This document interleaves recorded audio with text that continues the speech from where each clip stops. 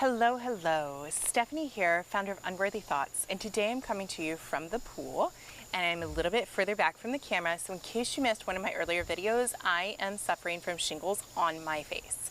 They are loud and clear there, and if you missed the other video, I talked about how this is my big wake-up call. So if you missed that, you can check out the video, watch that. But today's conversation is on acceptance versus resistance. So acceptance is just allowing it to be there. And specifically, I'm going to talk about allowing the shingles to exist on my face. Okay? Now, it is a virus. It is in my body. There is nothing I can do about it. But my mind, my brain, my superpower, right? I have the ability to either accept that I have shingles and allow its presence to exist here on my face, or I could be in resistant thoughts about the shingles. So let me break this down and give you an example. If I say that I have shingles on my face, that's just the fact. That is what we're going to start with, okay? And then, but I have a thought about the shingles being there, like, this is awful. I don't want this to be here. When is it going to go away? Like, I'm thinking all of these very resistant thoughts. That makes me feel a lack of power.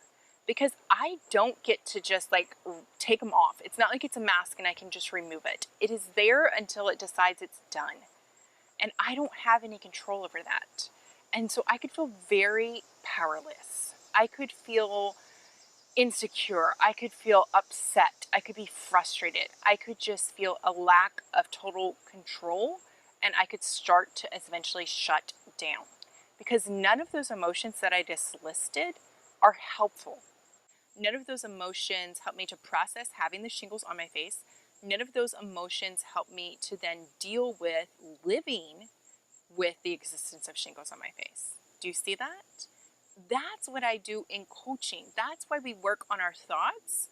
Because if we can identify thoughts that are holding us back, those unworthy thoughts, and resistance in this way is very unworthy for me. And I know it's not worthy because it doesn't serve me. It doesn't help me to feel better about it. It doesn't help me to move forward. It just helps me to whine a whole big bunch.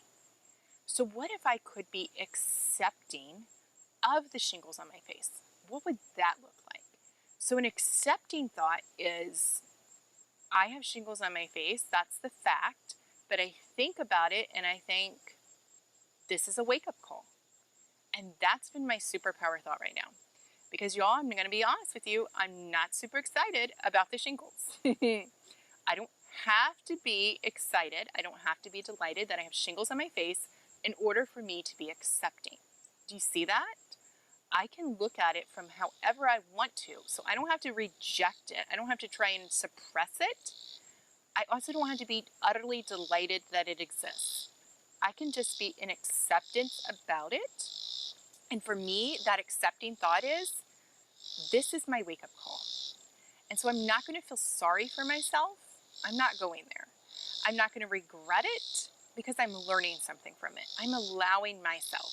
So when I think this is my wake-up call, that allows me to still hold on to some of my empowerment. I won't say that's a super empowering thought, but it does lean me more towards, okay, how can I be curious about this? How can I explore what this means, why this exists in my face, and what do I need to do to take care of myself? What do I need to start exploring to help myself, like, get over this? Like, and it puts me in a place of action. Instead of a place of just whining and resistance, instead now I'm in a place of action. So I actually investigated. I was looking up some articles. I was chatting with some people on Facebook who have also experienced shingles and asking, what tips do you have for me? What information do you have? And I was looking at information like, how can I make sure that this isn't going to leave a scar on my face? That's wildly important to me. I'm looking into alternate recipes and cleanses that I can do to boost my immune system, which can hopefully help me get over the virus quicker. I'm also looking at ways to manage my stress better. And interestingly enough, it actually took me to a place where that thought that this is my wake-up call, when I think of a wake-up call, I think, okay, it's time to pay attention. What am I paying attention to? That's where it takes me into a place of curiosity, exploration, and that's where I was doing those different actions that actually helped me to move forward. So in both cases, I still have shingles. They still exist on my face. One gets me whining, gets me stopping, gets me not doing anything except for just feeling sorry for myself and battling the shingles, like battling it. The other place of acceptance allows the shingles to be there, allows me to still feel like I'm in a place of control, because although I can't make this go away and I don't have a date for when it's going to be gone, I can have control over my thoughts and my actions and how I'm going to process this. So that on the end of this, when shingles does go away, I can feel like I grew, I can feel like I'm a better person, I can feel like I still got some things done, and I still learned how to process my stress and do self-care. Like, that's amazing.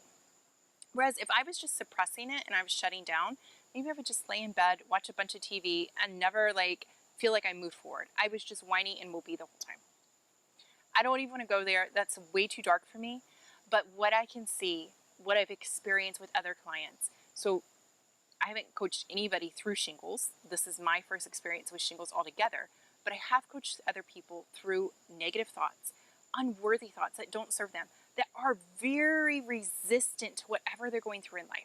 They don't want to be going through that negative thing. They don't want to be experiencing it for whatever reason.